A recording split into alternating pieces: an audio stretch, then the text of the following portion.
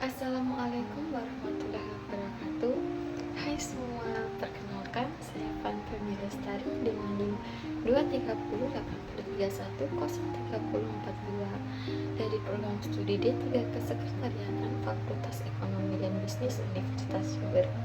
Di sini saya akan menjelaskan materi tentang komunikasi internal dengan outline 1. Pengertian, 2. Pentingnya komunikasi internal, 3. Tantangan komunikasi internal, 4. Strategi komunikasi internal yang efektif, dan yang terakhir kesimpulan. Yang pertama, pengertian. Apa sih komunikasi internal itu? Komunikasi internal adalah pertukaran informasi antara individu atau kelompok dalam suatu organisasi.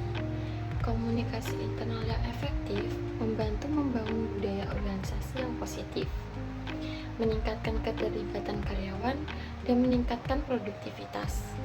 Selanjutnya, tentang pentingnya komunikasi internal. 1. Membangun budaya organisasi yang positif. 2. Meningkatkan keterlibatan karyawan. Meningkatkan keterlibatan karyawan adalah cara terbaik ketika sebuah perusahaan memiliki strategi komunikasi internal yang baik. Karyawan akan merasa lebih terinformasi, aman, dan termotivasi untuk mencapai tujuan mereka. Yang ketiga, meningkatkan produktivitas. Meningkatkan produktivitas dengan cara komunikasi yang baik dan efektif akan menghasilkan koordinasi yang baik untuk karyawan. Sehingga dari koordinasi yang baik tersebut, mereka akan mendapatkan pekerjaan yang jelas dan akan semakin produktif dalam bekerja.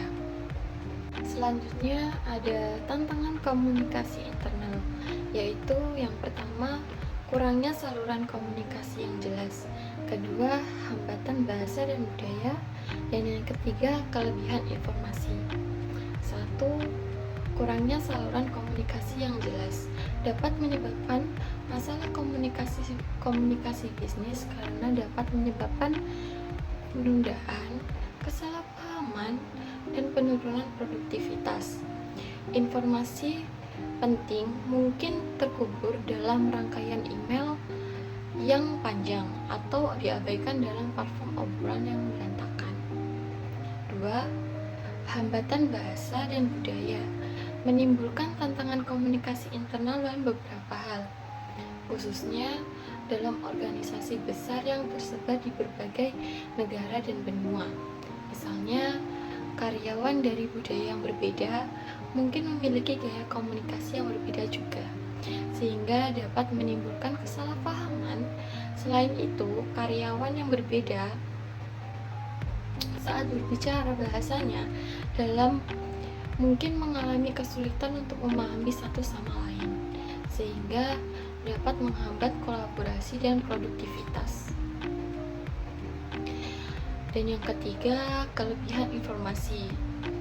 Kelebihan informasi ini adalah salah satu tantangan komunikasi internal terbesar di tempat kerja saat ini, di mana karyawan seringkali dihampiri oleh banyaknya email dan pemberitahuan dari berbagai aplikasi dan alat sepanjang hari.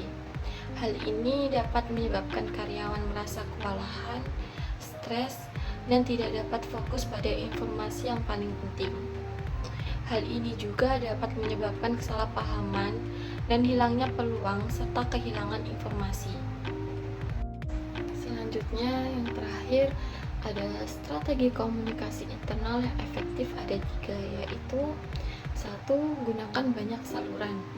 Dengan menggunakan banyak saluran, pesan lebih mungkin diterima dan dipahami oleh semua pihak terkait, seperti email, WhatsApp, TikTok, YouTube, Instagram, dan masih banyak lainnya. 2. Mendorong komunikasi dua arah. Komunikasi dua arah dapat membantu memastikan bahwa pesan dipahami dan karyawan merasa terlibat dalam proses tersebut. Ketiga, memberikan pelatihan. Dengan memberi pelatihan mengenai keterampilan ini, karyawan akan lebih siap untuk berkomunikasi secara efektif satu sama lain. Jadi, kesimpulan dari komunikasi internal ini adalah komunikasi internal yang efektif sangat penting untuk membangun budaya organisasi yang positif, meningkatkan keterlibatan karyawan, dan meningkatkan produktivitas dengan menerapkan strategi seperti menggunakan bahasa yang jelas, menggunakan berbagai saluran, memberikan umpan balik, melatih manajer, dan memanfaatkan teknologi. Organisasi dapat mengatasi tantangan komunikasi internal dan meningkatkan efektivitas komunikasi secara keseluruhan. Sekian materi yang bisa saya sampaikan, kurang dan lebihnya mohon maaf. Assalamualaikum warahmatullahi wabarakatuh.